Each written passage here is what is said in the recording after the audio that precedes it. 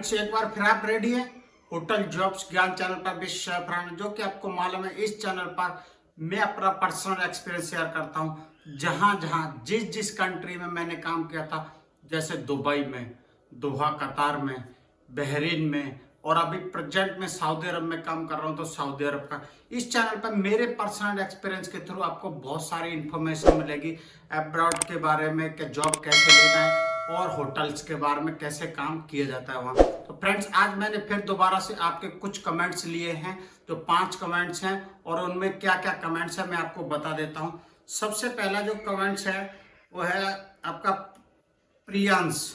प्रियांश पूछ रहे हैं, सर होटल मैनेजमेंट में डिग्री और 2 ईयर एक्सपीरियंस के साथ गल्फ कंट्री में वीजा आसानी से मिल जाता है क्या?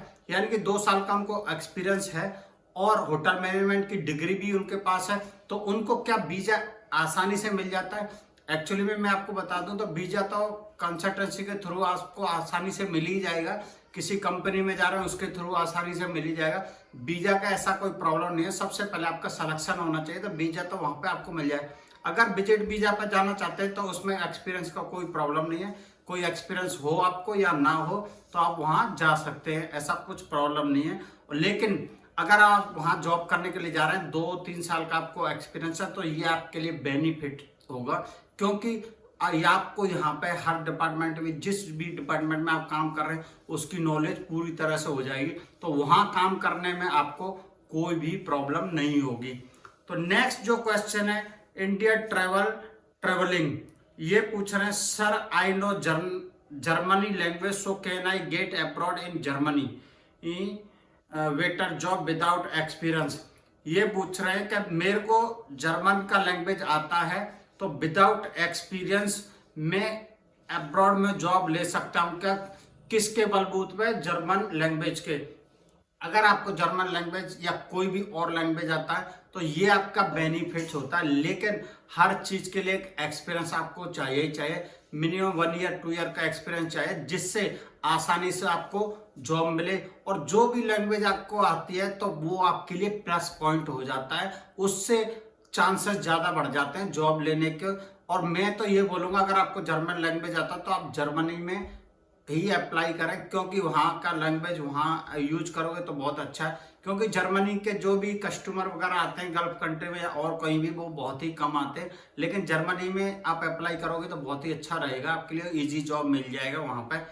तो नेक्स्ट जो क्वेश्चन है फिर फ्रेंड्स, नीजेर, ये पूछ रहे हैं कि सर एक जरूरी जानकारी चाहिए, अगर इंटरव्यू में पूछें ऐसा कोई सॉस बनाइए जो पहले कभी नहीं बनाया हो, तो क्या आंसर देना चाहिए? यानी कि ये पूछ रहे हैं कि ऐसा कोई सॉस जो मुझे नहीं आता है या हमने कभी नहीं बनाया है, और हमारे एग्जीक्यूटिव शेफ या किसी भी एचओडी ने पूछ लिया किसी भी डिपार्टमेंट से, तो वो चीज के बारे में हमें जानकारी नहीं है, तो आपको क्या आंसर देना है? तो उसके लिए मैं बता देता हूँ। अगर आप किसी भी होटल में जाते हो, जैसे किचन में जाते हो, उन्होंने पूछ लिया कि ये सॉस बना के दिखाइए, तो आप वहां क्लियरली बोल सकते हैं कि सर ये सॉस मेरे को बनाना नहीं आता, लेकिन इसकी रेसिपी मेरे को मालूम है। यानी कि मैंने प्रैक्टिकल नहीं किया है, अभी थ्योरी मेरे को मालूम है, लेकिन मैं आपको प्रैक्टिकल करके भी दिखा दूंगा। कुछ टाइम चाहिए, ये सारा 100% हो जाए, क्योंकि आपको मालूम है 100% किसी को कुछ नहीं आता है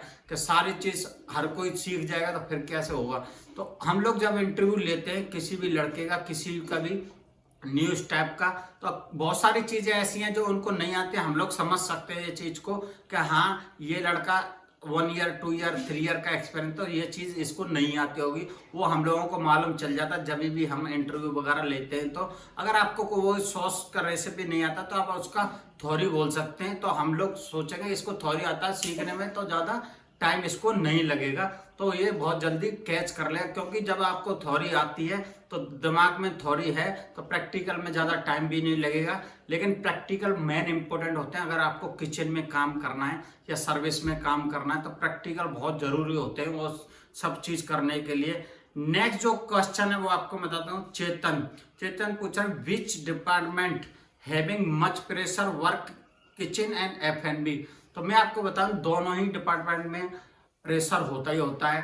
अगर मान लो पार्टी चल रही है बैंक्वेट में, या फिर ऑर्डर अला कार्ड ऑर्डर चल रहा है, क्यूटियाँ भरी हुई हैं, 20 क्यूटी लगी हुई हैं, कौन सा ऑर्डर कितने टाइम पे निकालना है। एक साथ में तो सारे ऑर्डर नहीं निकाल सकते क्योंकि 2-3 शेफ ही रहते हैं, इससे ज़्यादा कहीं रहते नहीं है।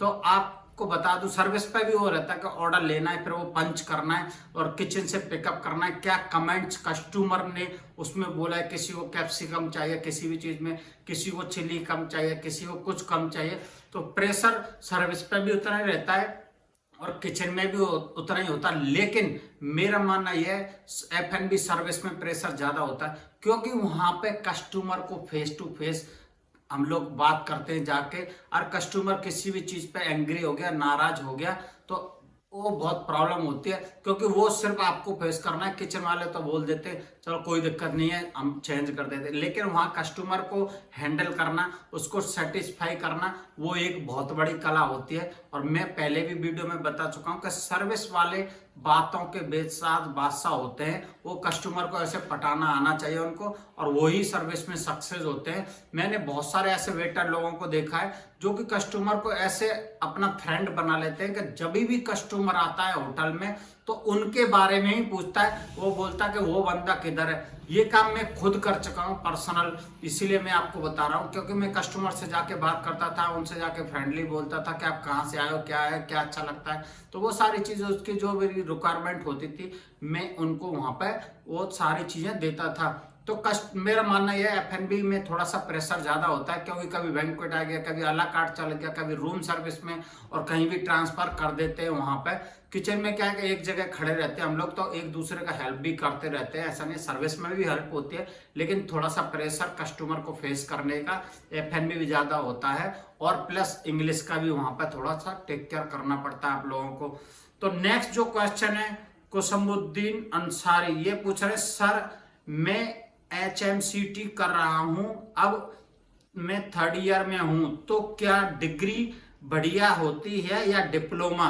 ये कंफ्यूजन की डिग्री करने के बाद फायदा होता है या डिप्लोमा करने के बाद? तो फ्रेंड्स मैं आपको बता दूं डिप्लोमा और डिग्री करने से क्या क्या फायदा है, क्या क्या नुकसान है। सबसे पहले तो अगर आप डिग्री कर रहे हो तो उससे बहुत ज़्यादा फायदा है, क्योंकि 3 साल में आपको वो सारी चीज़ होटल में क्या क्या मैनेज होता है, कैसे मैनेजमेंट वहाँ काम करता है, वो सारी चीज़ आपको सीखने के लिए वहाँ पे मिल जाएगी। लेकिन डिप्लोमा में वो सारी चीज़ आपको सीखने के लिए नहीं मिलेगी। डिप्लोमा आपका एक पर्टिकुलर डिपार्टमेंट में हो सकता है, जैसे किचन में हो सकता है, सर्विस में हो सकता है, या और भी किसी भी डिपार्टमेंट में हो सकता है। लेकिन अगर आप डिग्री कर रहे हैं तो वहाँ पे हर डिपार्टमेंट की आपको पढ़ाई कराई जाएगी, जो भी कॉलेज में होगा, प्रैक्टिकल के थ्रू और आपको थ्योरी के थ्रू। और उससे आपको फ्यूचर में एक फायदा है कि अगर आपने मान लो किचन ज्वाइन किया और उसके बाद में आपका मन नहीं लग रहा किचन में, आपको अच्छा नहीं लग रहा किचन डिपार्टमेंट, तो वहां पे आप चेंज कर सकते हैं, क्योंकि आपने वहां पर डिग्री की हुई है। डिप्लोमा एक पर्टिकुलर डिपार्टमेंट में अगर आप करोगे तो वहां आप ट्रांसफर नहीं ले सकते, दूसरे डिपार्टमेंट चेंज नहीं कर सकते हैं। अगर आपने किचन के अलावा सर्विस ज्वाइन किया, आप किचन में आना चाहते हैं तो आप आ सकते हैं इजीली, क्योंकि आपके पास डिग्री है। और जब भी प्रमोशन वगैरह होते हैं तो डिग्री वालों को फर्स्ट प्रायोरिटी दी जाती है, क्योंकि उनके पास ज़्यादा एक्सपीरियंस है, हर डिपार्टमेंट की नॉलेज है। और जो जनरल मैनेजर भी बनते हैं वो डिग्री वाले ही ज़्यादा बनते हैं, क्योंकि डिग्री में उनको सारी चीज़ की नॉलेज हो जाती है कि मेंटेनेंस में कैसे काम कराना है, सर्विस में कैसे काम कराना है, सेल्स डिपार्टमेंट में कैसे काम कराना है, और भी कोई डिपार्टमेंट में फ्रंट ऑफिस में कैसे काम कराना है, क्योंकि वो डिग्री वाले वहाँ ट्रेनिंग करके भी आए, थोड़ा नॉलेज हर डिपार्टमेंट का उनको हो जाता है। तो मेरा मानना यही है डिग्री करने से फायदा है। मैंने डिप्लोमा किया था, अगर आप डिप्लोमा भी करते हैं तो ऐसा कोई प्रॉब्लम नहीं है, लेकिन थोड़ा सा आपको हार्ड वर्क ज़्यादा करना पड़ेगा और आपको थ्योरी पर ज़्यादा नॉलेज देनी पड़ेगी, थ्योरी की नॉलेज ज़्यादा लेनी पड़ेगी। कहने का मतलब ये, अगर फ्रेंड्स और भी कोई कमेंट्स है आपका तो कमेंट्स बॉक्स में लिखिए, मैं वीडियो के माध्यम से आपको वो सारी इन्फॉर्मेशन और आपके आंसर देता रहूँगा। अगर वीडियो अच्छे लगे तो लाइक कीजिए, सब्सक्राइब कीजिए। मिलते हैं नेक्स्ट वीडियो में। Thank you.